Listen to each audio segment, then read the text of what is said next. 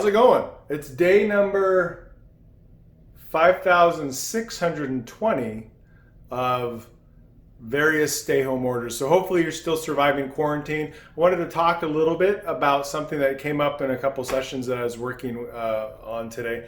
And it's so interesting because it seems like there's themes that run throughout the day or through sessions. And I don't know if it's me bringing up those themes or if it's clients bringing up themes, but it's different. And when I say clients, I'm pointing at my couch, but it's actually my screen.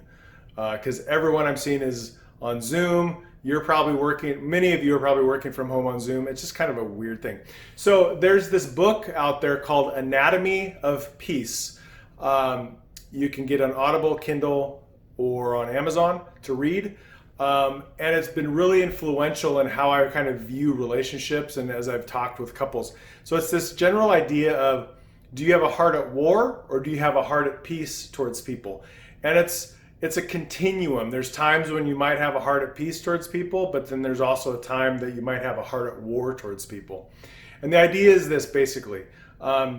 People with hearts at war look at other people as having goals, strong beliefs, passions, desires, and that's how you view people, right? People with hearts at war tend to view people as annoyances, objects, irritants, they're in my way.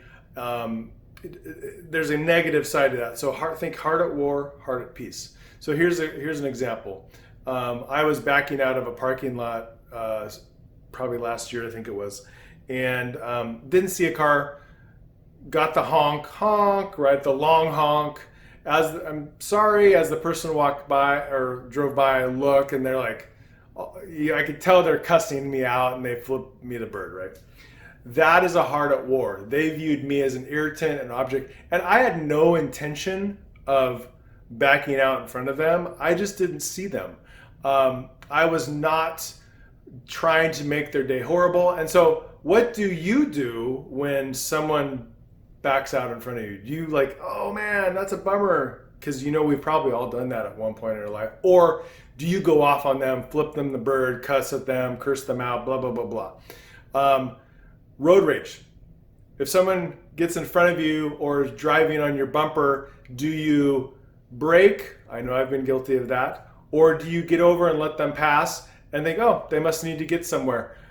Or do you race with them and you become a police officer and you tail them and you're weaving in and out of traffic? That's the difference between a heart at war and a heart at peace. When you interact with your kids and they're just asking for the umpteenth time, why is this thing happening? Or they want to talk to you about Minecraft, boring. Do you show irritation towards them? Or do you give space, or do you have a good conversation with them and tell them there's appropriate times to ask lots of questions and there's appropriate times to not ask lots of questions? Do you treat them with a heart of war or do you treat them with a heart of peace? Do you treat your spouse with a heart at war, or do you treat your spouse with a heart at peace? I know sometimes, honey, I know you're listening. Sometimes I get really irritated with my wife about whatever it may be, but I love her. I love her deeply, and I need her to know that I care about her and I care about her dreams and passions and desires and things like that. And so, do you have a heart at peace towards your spouse, or do you have a heart at war towards your spouse? So I want you to really think about that this week as you're stuck at home with all these people that you have intimate relationships with. And if you find that you have a heart at war towards people a lot of the times, you may want to change that, because if you change that, it could radically change things in your life. If you can step back and be more peaceful towards people, that's an attractive quality. People are going to want to be around people who believe in them. They don't want to be around people who are always annoyed with them. Hey, I'm Doc David. Hopefully you have a great weekend. It's going to be blazingly hot here in the Pacific Northwest. I'm going to get outside, check on my bees, do some gardening, and then maybe even barbecue. Hey, have a great weekend.